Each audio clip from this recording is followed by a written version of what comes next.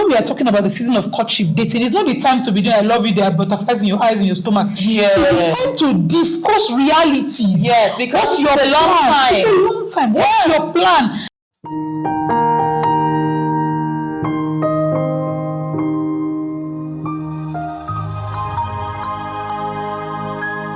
Heart Talk with Lydia. Welcome to another episode of Heart Talk with Lydia. So, back in the studio with me again is Mrs. Goody. You're welcome. Thank you, Lydia. So, we got a lot of reviews that they wanted you to come back and speak with us. So, we have you back to deliberate on this story we have today. Thank you. So, we're going to go straight into business, guys. I married over 9 years ago after a short period of dating my husband. Before our wedding, he was already enrolled in a program away from his place of residence. Right after the wedding, he told me to stay back with his family while he completed his program. Just 3 months, he promised. I truly wanted to be with my man, so the plan to be separated immediately after our wedding was a hard one to take.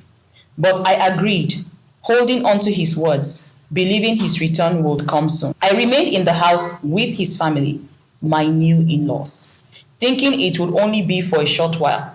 I tried to be cheerful, tried to settle in, but little did I know the storm was ahead. I conceived on our wedding night, but only discovered it 2 months later. 1 week after my husband left, my new reality began. My mother-in-law started picking on me. She nagged and complained about every little thing. Soon she began calling my husband with long lists of wrongdoings, things that a mother should privately speak to her daughter about. How I cooked, cleaned, spoke, even how I behaved. Every little mistake was magnified. And my husband, far away, believed her version of events more than mine. Most times, I never got the chance to explain my side of the story. That was the foundation upon which my marriage was built: suspicion, correction, and judgment. I felt like I was always on trial, constantly defending myself against accusations I didn't understand. I literally was trapped between trying to please a mother-in-law who was never satisfied and a husband who only called to question, not to comfort. It got tougher by the day. He began to withdraw his support from me. My tummy began to grow bigger than my clothes, but there was no provision for new outfits. I barely ate because I was banned from accessing the kitchen for food. I wasn't getting any provision from my husband. What was meant to last 3 months stretched into a year.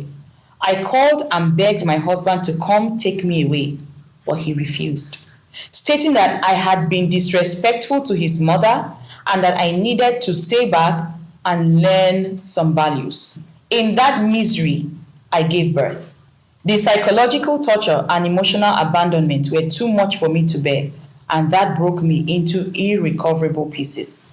My only little consolation was my father-in-law, who himself was also tortured by his wife and living like a prisoner in his own house. When my husband finally made up his mind to come take us, my baby was already 3 months old. Things had already gone bad between us.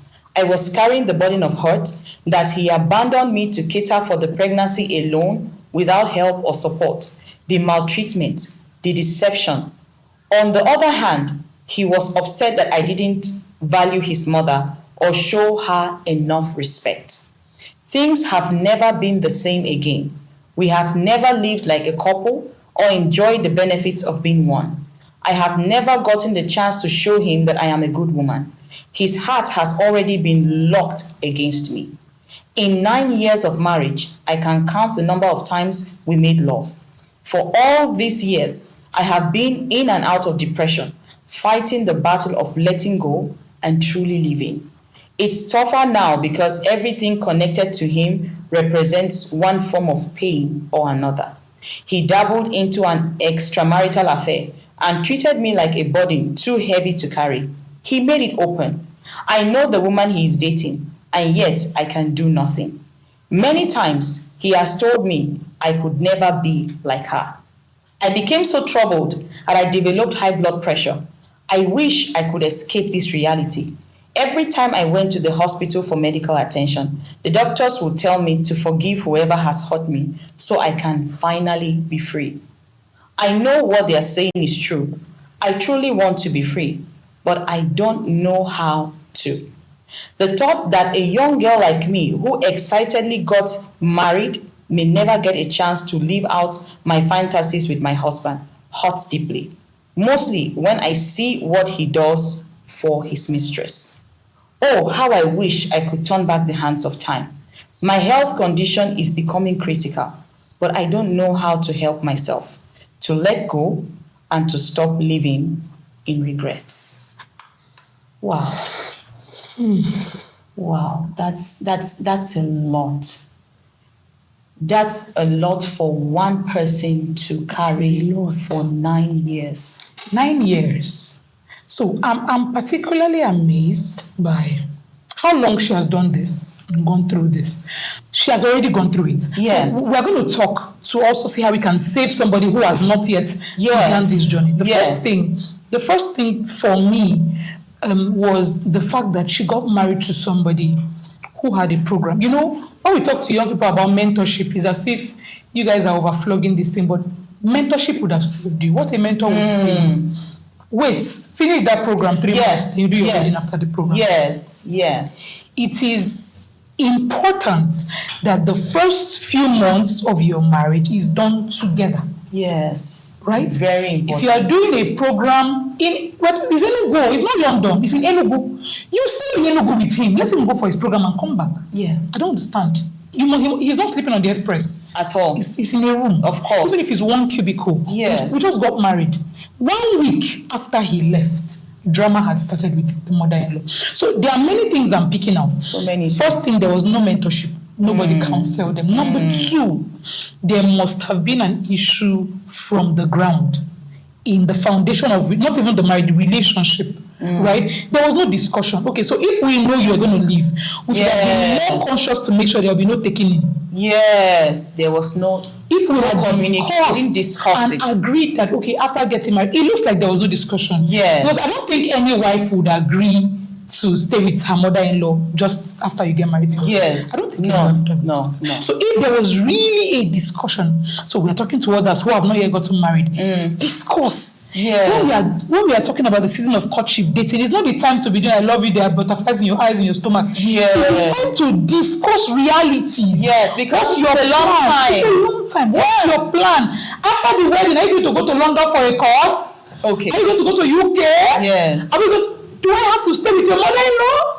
Or yes, or do we have to get a place for you to stay? Or I'm coming along with you. There needs to be a conversation around that they could have gone around this. Yes. It didn't have to go like this. Yes. That's number one. That's why I said, like, we are hearing the story from one person. There must have been a background story we don't know. So, for those who have not yet entered like this, discuss. Sit down, talk realities, discuss. Number two, I'm pointing out here. Yeah, but before you go to the second please, point that probably you have noted down, I would like to mention something. I think I picked out something, one value. Yes. I think if he really had value for his wife. Yeah. There are certain things, because you can't just be hearing from your mother only without asking her, okay, my mom said this, what happened? You can't just, if you really have value for somebody, because true love brings value. Yeah. Because if you truly love somebody, you actually value that person. The Bible says that where your heart is, or where your treasure is, that's where your heart will be. Yes. So if you really have value for this person, your heart will be with her. You have to stand on her side as well, because. And again, you mentioned something about where to stay, the conversation. They had to discuss where to stay. Even the Bible says, for this reason shall a man leave his father and mother and cleave to his wife. The Bible did not say you will marry her and go and dump her with your parents. It's not supposed to be so, because really the marriage is between the man and the woman. So that first 1 year, 2 years, 3 years of marriage should be between the both of you. And that's where what you just said, I really agree with that. They needed to have spoken about it. Conversation. Number Yes. 2, he married her from somewhere. We're not discussing, I don't know if we're discussing people that are, it can't be Americans because nothing concerns them with mother-in-law. Yes. We're talking about Nigerians. Yes. He paid her bride price to somebody. Yes, he did. Yes. Why are you suffering in your mother-in-law's house? Yes. And you cannot jump out. I'm not talking about the 1 year and when she stayed with the mother-in-law. Yes. Because she says he came to pick her up when the son was 3 months. Yes. So let's say a year and 3 months, roughly. Yes. Yes. She stayed with the woman. Where's your father? Where's your mother? Where's your sister? Where are your friends? Where are your friends? Can't you? Did they tie your placenta? Come on. Yeah. We need to be able to think. Yeah. When you are in a Yes. fix, think. Yes. What do I do? What do I do? How can I Yourself. myself?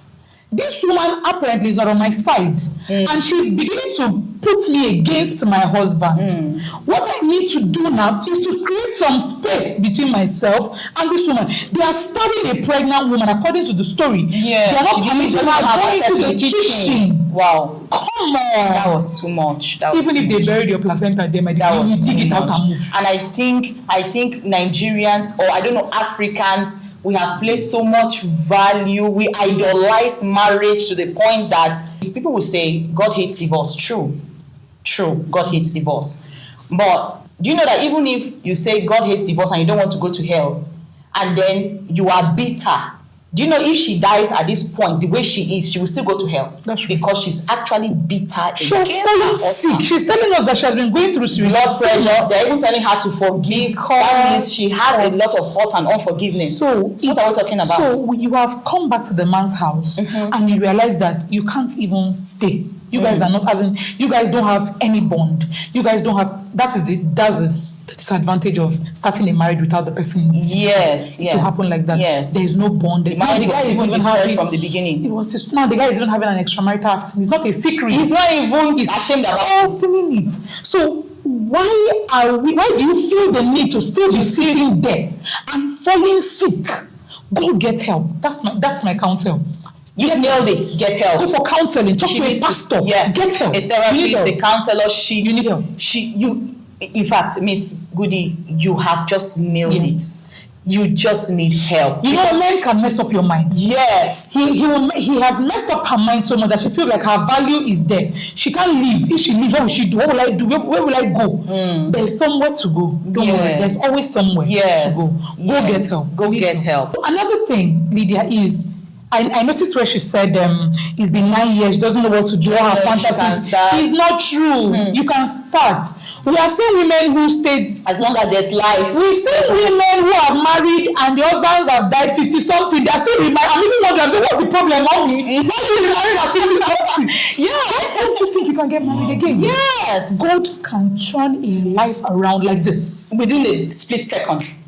So the first thing we need to do, number one, is get help. Number two, you have to believe that it is possible to find joy yes, again. to- Yes, yes, you to start can. all over. Yes, you can Yes. find joy. Yes, you can. you can get the True. fantasies you are dreaming True. about. It is possible. 9 years, you are still young. If you're married for 9 years, some people have been married for 20 years, and their husbands left, and you are still seeing them toasting. One guy say, "What's the problem?" Guys are still toasting them. Yes. Why not? Yes. So find counseling. Let your mind be revamped. Yes. You need to go through healing. Yes. She also needs to heal so that you don't die. She also needs to Yes, heal. she needs Because to if heal. the doctors are telling you, who are you holding in your heart? There's bitterness. That's what, bitterness causes cancer. Unforgiveness It and causes bitterness. cancer. It causes all It sorts can of do things. anything to you. Yes. So don't keep yourself. You are not the one who has done bad. It's the one that has done bad. You can't be punishing yourself Yes. for the sin of another person. Yes. Sin done against you. Yes. And you yes. feel the need to be the one that is punished. Now you're sick. Now you're in bitterness. You are suffering. You are probably slimmer than you used to. Yeah, it's just like drinking poison and expecting that someone else dies from it. Come on. No, it can't work that way. Get healing. Yes, Get yes. So healing. that's I think that's the peak of it. You need to speak with somebody. You need to speak with a counselor. If it's a therapist, you just need to speak up, because sometimes unburdening yourself, speaking makes you bring out that pain. You need to get someone, a professional, who will give you practical advice, walk you through step by step. Because 9 years is a long time to have Gone through the pain. So it's going to be a process for you. You need someone who will take you through that process of healing. And like she said, it's never too late.